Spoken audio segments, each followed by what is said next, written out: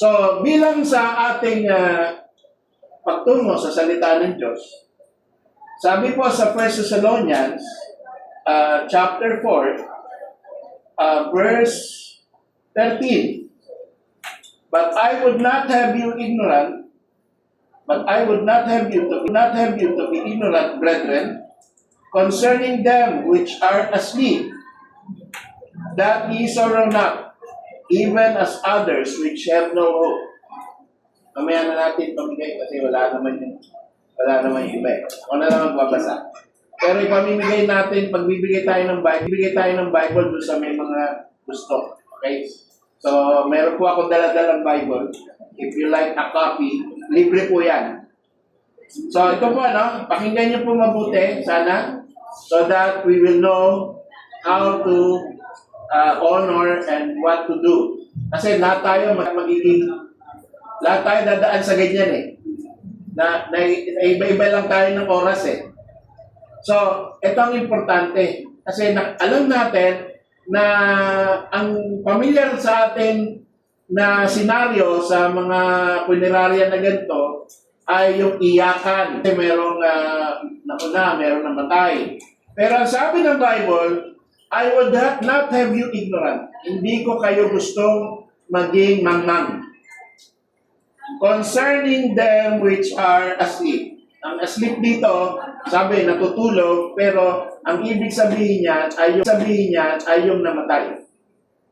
Pagka daw may namamatay, ang gusto ng Biblia, ang gusto ng Panginoon, at ang gusto ni Apostol Pablo, huwag tayong maging mangmang tungkol sa mga mahalagang bagay.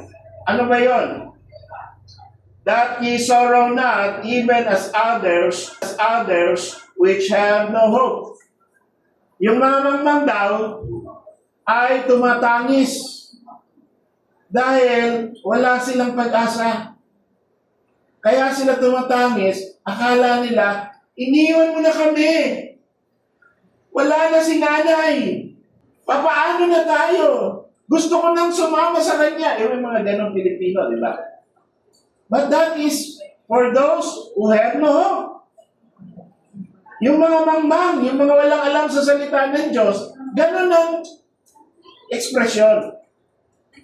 Pero kapag ikaw ay may alam sa Bible, ay hindi ka tatangis kagaya ng iba. Bakit ba? Bakit ba hindi dapat tumangis? Lalo na sa mga asleep. Kasi yung asleep dyan ay isang code word ng Biblia, those who are dead in Christ. Hindi, yung mga those who are not in Christ, nung sila'y namatay, they cannot be said as asleep. Yung namatay na may Kristo sa puso, sila. Pero yung mga hindi namatay, ay yung mga namatay, pero hindi kay Kristo, hindi asleep yan. Iba ang tawag niya ng Bible. Okay, let's continue. For if we believe, verse 14 na po tayo, for if we believe that Jesus died and rose again, even so them also which sleep in Jesus will God bring with Him. Ano sinasabi? Kung ang Panginoon sa Kristo mismo ay namatay, naniniwala ba tayo namatay ang Panginoon? Amen. Siya ay nabuhay na muli. Even so, ganun din naman. Sila na mga namatay na ay dadali ng Diyos saan? Kasama niya pagbalik niya rito. So yun ang kagandahan ng mga tao na namatay kay Kristo. Hindi, it's not the end. It's only a beginning of another kind of life. Kaya tumatangis yung iba, inisip nila, wala na. Di na natin siya makikita. Kaya nakakalungkot. Kasi yun na yun. Pero para doon sa mga may Kristo, hindi yun ang katapusan. Dahil Bakit atin alam? Bakit tayo sigurado na hindi yun ang katapusan? Hindi yun ang katapusan. Kasi si Kristo, nung namatay, akala din ng mga apostol, tapos na. Malungkot na rin sila. Pero after 3 days, nabuhay ulit. Kaya masaya na ulit sila. Eh kung namatay si Kristo at nabuhay muli, yung mga namatay, na kay Kristo, mabubuhay muli. Magkikita-kita tayo muli. Na may laman. Hindi yung makikita-kita tayo na siya ay multo. Yun naman ang maling interpretasyon. Di ba, makikita ko ulit yan. Paano mo makikita? Dahil namimiss nila yung kanilang magulang, gusto ko makita ulit yung mga magulang ko. Pumunta tayo kay Manong Ambrosio. At siya ay papalabasin natin. O maghawak-hawak tayo ng kamay. O tapos, anong pangalan niya? Lita. Okay. Lita, gusto ka namin makita muli. Lalabas yun. Shhh! Ako si Lita. Anong kailangan nyo? Yung naiwan kong ginto. Yung naiwan kong singsing. Hindi, sasabi lahat yun. Tayo naman ay maniniwala doon sa, hindi naman pala siya yun. Kundi, impersonador. Huwag ko kayo maniniwala sa multo. Dahil ang multo, ang tawag dyan ng Biblia, familiar spirit. Hindi siya yon. Kahit alam niya yung sikreto nung namatay, sasabihin sa inyo, ako yan, maamoy mo yung amoy niya, maririnig mo yung boses niya, eksakto. Hindi siya yon. Siya ay ginagaya ng isang evil spirit. Kaya yan ang multo. Huwag kayo maniniwala sa multo. Pero, ang makikita natin na panibagong may laman ulit, yan, maaagnas yan. Pag nilibing na natin, maaagnas yan. Pero alam nyo, sa kapangyarihan ng Diyos, magkakaroon ulit siya ng laman. Magkakaroon siya ng, yung buto niya na nag-iwahiwalay, magbabalik yan. At mabubuhay yan, babangon yan. At iba na ang mas ibang klaseng anyo. It's called a glorified body. Yan po ang nangyari sa mga tao na asleep or dead in Christ.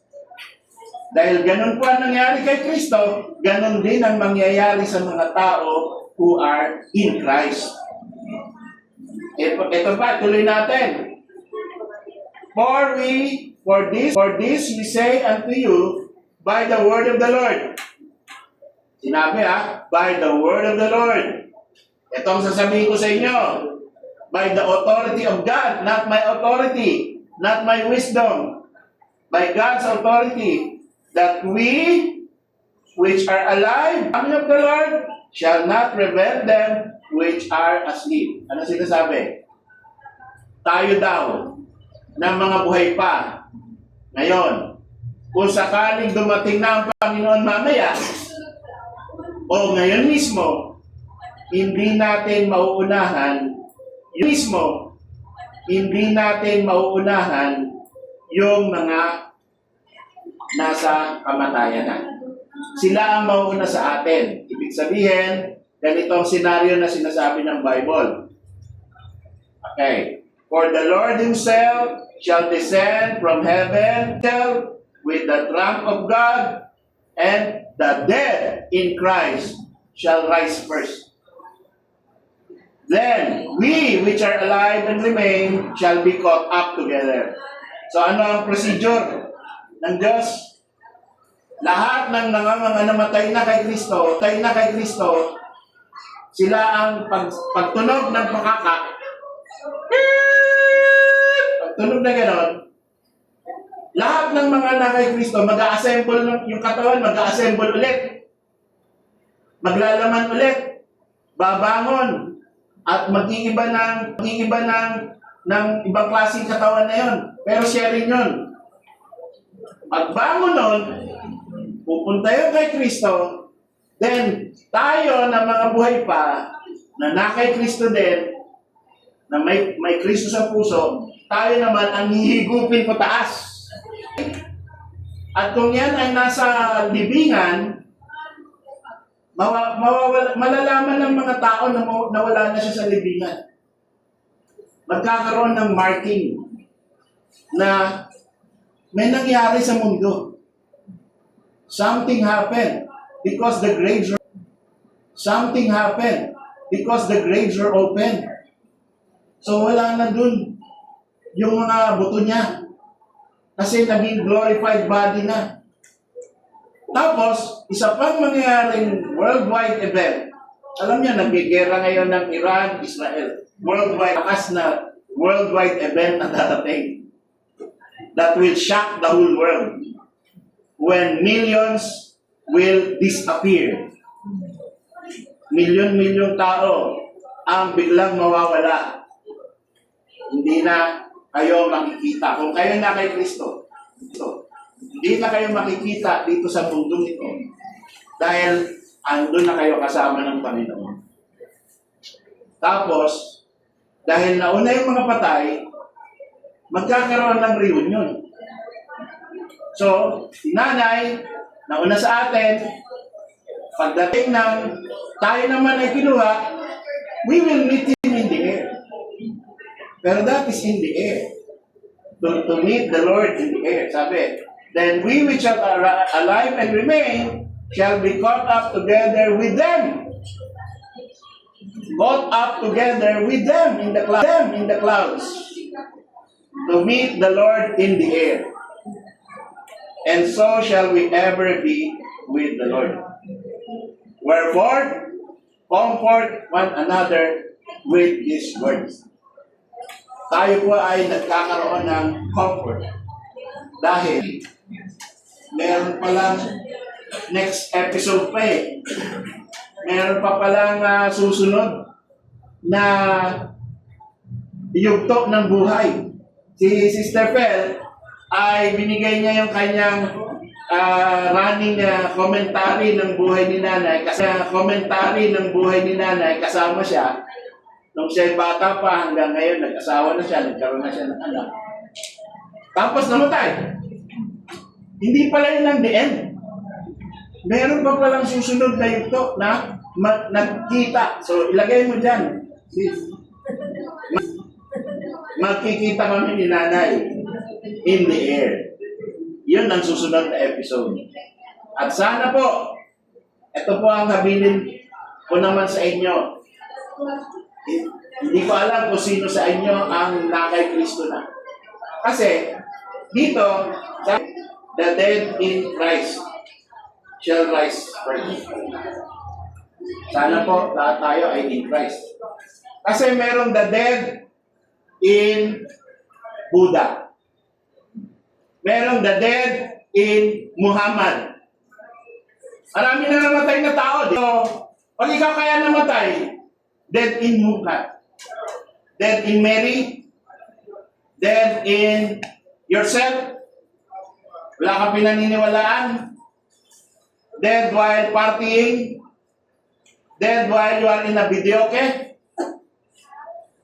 Okay? Ano kaya ang sitwasyon mo? Kailangan, bago tayo mamatay, you are in Christ. At if you're not in Christ right now, you are in danger. You are in danger. You must God right now. Because hindi natin alam, what is your life? Ano ang iyong buhay? It's even like a vapor that appears for a little time and then vanish away. Hindi natin masabi. Bata, namamatay. Namamatay. 50 years old, namamatay. Hindi natin sasabihin na, 50 pa lang ako, 35 pa lang ako, 88. Ang tagal ko pa. Ako 65 na ako ngayon. 88, meron pa akong 13 years ngayon. 88, meron pa akong 13 years. 23 years pa. 23 years before abutin ko yung 88. May namaabot na 100 eh. So hindi natin alam yung panahon natin, meron 40. Tapos na. Yung buhay natin. Ngayon pa lang, now is the day of salvation. Ngayon pa lang, you must be in Christ. Because only the dead in Christ shall meet the Lord in the air. If you are not in Christ now, you will not meet us who are in Christ. We will not meet together. Ano mangyayari? Yung mga dead in Christ, kasama yung mga those who are in Christ still alive, meet the Lord in the air. Yung iba na namatay na wala kay Kristo, halimbawa, dead in Muhammad, dead in Mary, dead in other things, they will remain dead. Then 1,000 years will pass, and then they will be alive also. But to another environment, a very sad environment, because they will be awakened up to the second death. Tandaan niyo po itong ano na to. Sana po tandaan niyo itong expression na ito. If you are born once, you die twice. But if you are born twice, you die once. Once. Tandaan niyo po yan. Ulitin ko. Kung ikaw ay pinanganak ng isang beses pa lang, mamamatay ka 2 beses. Death sa physical, and the second death papunta sa lake of fire. Kung isang beses ka lang pinanganak. Pero kung 2 beses ka pinanganak ka sa laman, pinanganak ka na born again ka, 1 beses ka lang mamamatay. Ngayon lang. Pagkatapos, yung kamatayan na yan, pag nabuhay ka, hindi ka nang mamamatay. Kaya,